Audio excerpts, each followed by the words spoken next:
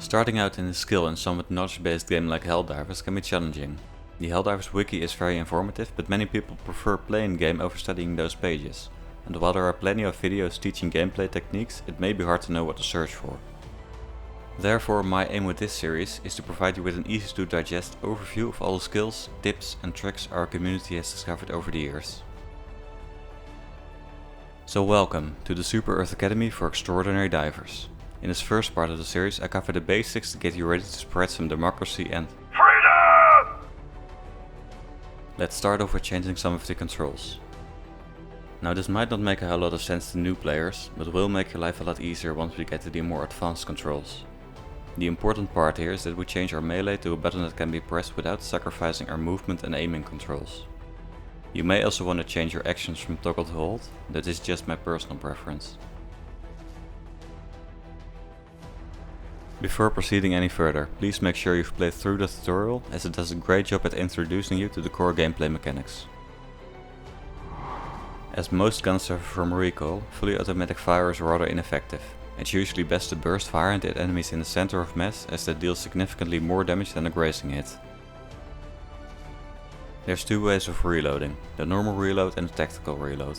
For the faster tactical reload you need to make sure to keep at least one round in your clip. Reloading. The game will tell you when to reload with the low ammo sound and the red tracers.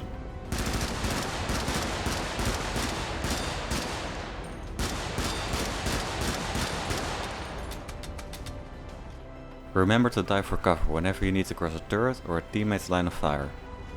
Watch out!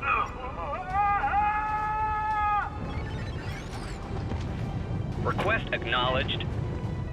Going prone allows you to avoid bullets from any source, but beware around minefields and teammates with heavy airstrikes or mortars. Explosions will still kill you.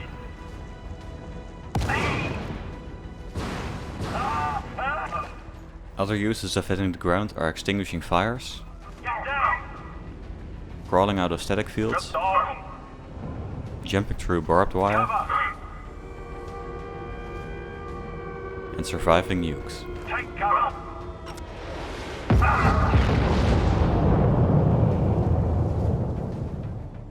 The alternative and involuntary form of taking cover is getting downed.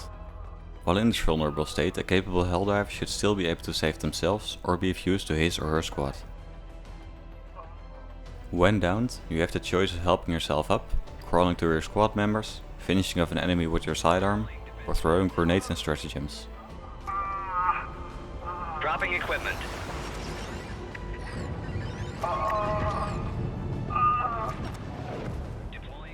If you happen to be the last man standing, it's best to stay calm, open your stratagem menu and punch in the code for a reinforced beacon to make sure the mission won't fail because you couldn't get back up.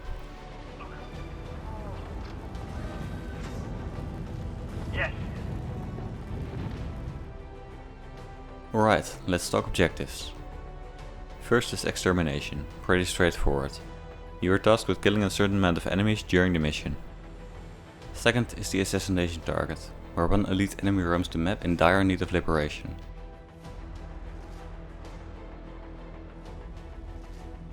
Objectives where you need to protect something are trickier. The launch pad requires you to keep the rocket safe until it launches. These objectives are quite vulnerable to friendly fire and will fail when you get too far off screen.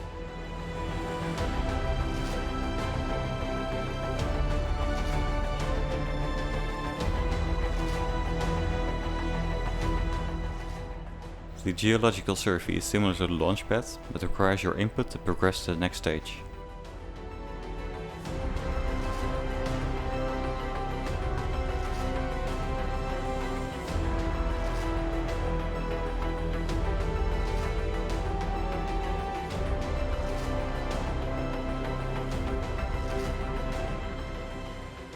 Protecting an escort can be even more of a hassle. Just as fragile, and putting up defenses like turrets is quite useless. Make sure to keep enemies and squad members on an appropriate distance, since anything touching the convoy halts its movement.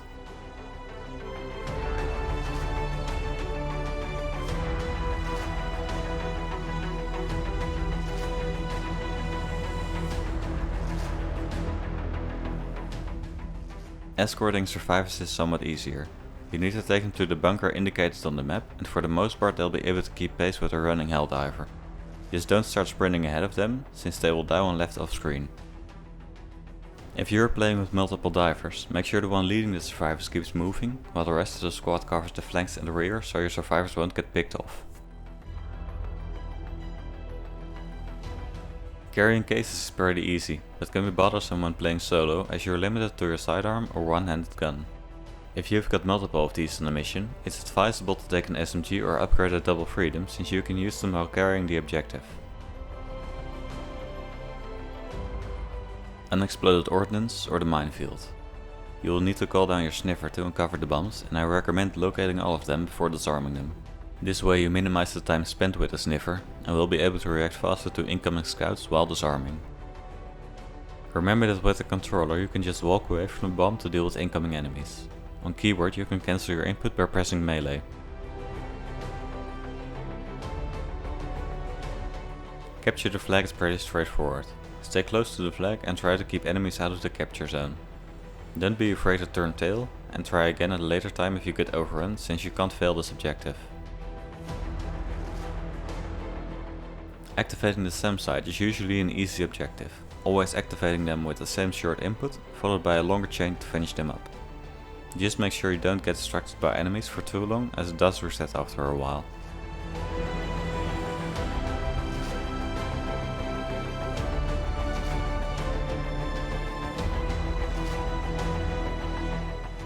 The artillery cannon is another easy one. Just take a look around for mortar shells first and load them up before activating the cannon. There's no stress here, if it gets too crowded you can just return at a later time.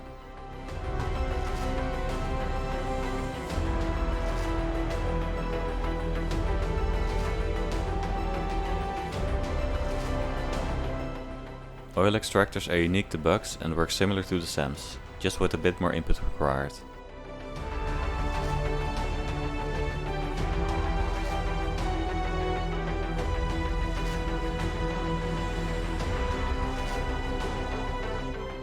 Truth transmitters are the oil extractors on cyborg planets. Not much to add here.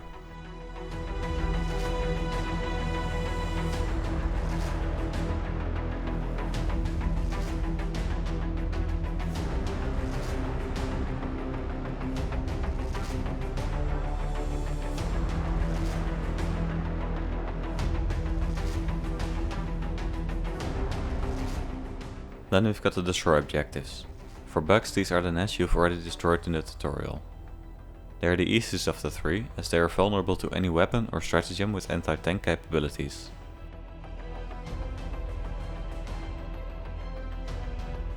For Illuminate you have to take down their beacons. First you'll have to take down the shields, as this blocks any one hit, including the Hell Bomb. In theory you can destroy these objectives with any anti-tank weaponry, but only the core at its base is vulnerable. The easiest way to kill them is with a Shredder missile or cannons from an HAV, Lumberer or rocket launchers, excluding the Commando. Cyborgs also have an interesting destroy objective. These AA guns block your signal, so you won't be able to use your stratagems here unless you disable them via the console. These are similar to the Illuminate beacons, as only the core of their base is vulnerable. While there are no strict rules to play in the game, the following may be seen as our community guidelines. Stick with your team, and when in doubt, follow the host. Watch your lines of fire. Killing or being killed by Helldivers or objectives is rarely productive. Reinforce as soon as you can, unless there's a very good reason not to. Don't take others' gear without permission, and call in equipment at objectives or at the start of the mission so the squad can keep making progress. Let's dive into the Galactic Map. Here you can see the current state of war and select which of the three alien races you wish to fight, the bugs, Illuminate or cyborgs. Selecting a region, you can choose a planet difficulty ranging from 1 to 15. Once you complete all missions on the planet, you will be rewarded with a stratagem for that difficulty, with each enemy faction holding their own rewards. Once you've unlocked the stratagems, those planets will reward you with an XP boost instead. Each completed mission on a planet gives influence points based on the amount of stars you got, with a bonus for completing the entire planet. The first star is earned by successfully completing all objectives, the second for a successful extraction of the entire squad, and the last star is earned by having less deaths than the difficulty level of the planet. Once you've gained 50 influence, you can start the boss battle for that race, which once completed rewards the squad with 150 bonus influence to boost the war progression. When all regions of a race have been liberated, they are defeated and you won't be able to fight against them until the war has come to an end, either by defeating all other races or losing the battle on Super Earth. If you are looking for an extra challenge, you may take a look at the Proving Grounds on Super Earth. They are a separate game mode, played as a time trial for completing the mission and don't contribute to the war. I hope this video has helped you get a better understanding of the game basics. See you in the next one, and